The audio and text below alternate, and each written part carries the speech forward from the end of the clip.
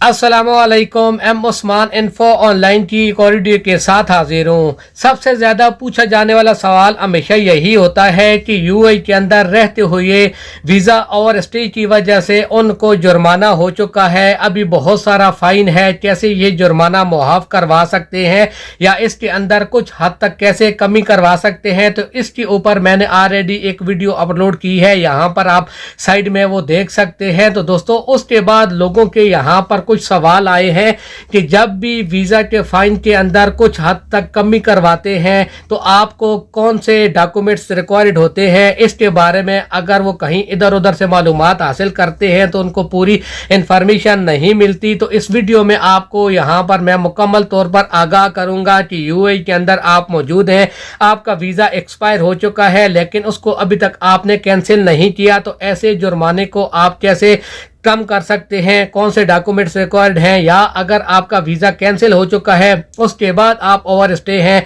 तो आपके ऊपर जो जुर्माना है उसके लिए कौन से डॉक्यूमेंट्स रिक्वायर्ड हैं। तो वीडियो को अभी से लाइक कर दें, चैनल को सब्सक्राइब नहीं किया तो लाजमी सब्सक्राइब करें और साथ में बेल आइकन को भी इनेबल कर दें ताकि इसी किस्म की मजीद मालूमात वीडियोज़ आपको पहुँचती रहें। तो दोस्तों एम्प्लॉयमेंट वीज़ा के ऊपर आप यूएई में मौजूद हैं तो आपको पता है दो सिनेरियोज होते हैं आपके ओवर स्टे के ऊपर। आपका जो ओवर स्टे है उसके जुर्माने में एक तो ये होता है कि आपका वीज़ा एक्सपायर हो चुका है, आपने वीज़ा रिन्यू नहीं किया लेकिन आपने वीज़ा कैंसिल भी नहीं किया, यानी कि आपने आपकी कंपनी ने या खुद आपने किसी तरीका से वीज़ा कैंसिलेशन की कोशिश नहीं की, आपका 1 साल 2 साल हो चुके हैं, आपके ऊपर काफ़ी हद तक जुर्माना आ चुका है। तो एक तो ये सिनेरियो होता है, इसके लिए अलग डॉक्यूमेंट्स हैं। दूसरा ये होता है कि आपका वीज़ा कैंसिल हो चुका है, किसी के कहने पर आपने वीज़ा कैंसिल किया, किसी कंपनी ने आपको लालच दिया है अपने पास काम देने के लिए, आपने कैंसिल किया, कंपनी ने काम नहीं दिया, यानी कि जो भी सिचुएशन आपके साथ हुई है, आपका वीज़ा कैंसिल हो चुका है लेकिन उसके बाद आप ओवर स्टे हो चुके हैं,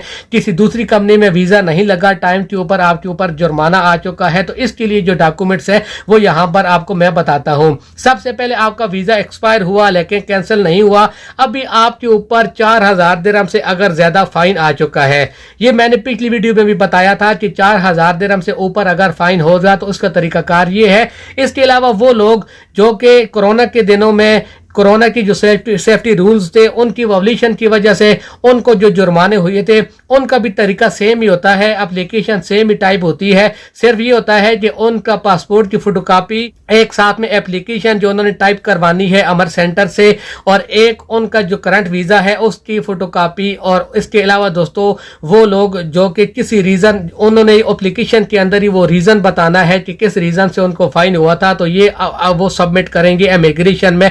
तो इंशाल्लाह इस तरीका से उनके फाइन में कुछ हद तक कमी आ जाती है। इसके अलावा वीज़ा एक्सपायर हुआ, उसको कैंसिल नहीं किया गया, तो दोस्तों आप अब क्या करेंगे कि किसी दूसरी कंपनी में जिसमें आपको काम मिल रहा है उस कंपनी को आपने कहना है कि वो आपको ऑफर लेटर दें। कंपनी का ऑफर लेटर आपने नहीं लेना बल्कि आप मोहरे का आपने ऑफर लेटर लेना है, और इसके बाद आपको जो आपका करंट वीज़ा है जो एक्सपायर हो चुका है उसकी फोटोकॉपी आपने लेनी है, आपके पासपोर्ट की फोटोकॉपी आपने लेनी है, और जिस स्टेट का वीज़ा था उसकी इमिग्रेशन में आपने जाना है, वहाँ से आप एक एप्लीकेशन टाइप करवाएंगे और आपने वो सबमिट करवा देनी है। अगर आप दुबई के अंदर मौजूद हैं तो डायरेक्ट आप अमर सेंटर में चले जाएंगे तो वो आपकी तमाम प्रोसेस खुद से कंप्लीट कर देंगे और आपकी एप्लीकेशन भी वो खुद से टाइप कर देंगे इंशाल्लाह। इसमें अगर दुबई के अंदर आप मौजूद हैं तो 2-3 दिन 4 दिन अगर छुट्टियाँ ना आती हैं बीच में, अगर छुट्टियाँ आ जाए तो 1 हफ्ता तकरीबन ऐसा प्रोसेस लगता है। इसमें इस प्रोसेस के दौरान आपका जुर्माना काफ़ी हद तक कम हो जाता है। अगर आपके ऊपर 10,000 तक भी जुर्माना है तो वो 1,1200 कुछ इस तरह से आपको पे करना पड़ेगा। इसके बाद जो दूसरा आदमी है यानी कि जिसका वीज़ा कैंसिल हुआ लेकिन वो किसी दूसरी कंपनी में नहीं गया और इसके ऊपर जुर्माना आ चुका है, तो ऐसे आदमी के लिए एंट्री परमिट ज़रूरी है, यानी कि जिस कंपनी में वो जाएगा वो कंपनी उसको कहती है कि जुर्माना आपने खुद पे करना है, तो उस कंपनी को आपने कहना है कि कंपनी उसके वीज़ा के लिए अप्लाई करे, तमाम प्रोसेस पूरे होने के बाद जो आपका एंट्री परमिट आएगा वो आपके पासपोर्ट की फोटोकॉपी, साथ में जो आपका पहला वीजा था जो कि कैंसिल हुआ था वो कैंसिलेशन पेपर, ये पेपर आपके लगेंगे। एक एप्लीकेशन टाइप होगी और यहाँ पर भी आपको मैं बताता चलूँ कि अगर आप दुबई के अंदर मौजूद हैं तो आमिर सेंटर में आप डायरेक्ट चले जाएं। आपको बीच में किसी भी एजेंट को, किसी भी आदमी को डालने की ज़रूरत नहीं है। आपके तमाम प्रोसेस पूरे हो जाएंगे। मुख्तलिफ किस्म के टाइपिंग सेंटर वाली भी ऐसे हैं जो कि आपके लिए ये एप्लीकेशन टाइप कर सकते हैं, लेकिन तमाम टाइपिंग सेंटर वाले ये टाइप नहीं करेंगे। मैं पहले आपको क्लियर तौर पर बता देता हूँ, जिनके पास इसके बारे में मालूमात होगी वही करके देंगे। उनकी अपनी कुछ फीस होगी, कुछ सर्विस चार्जेस होते हैं।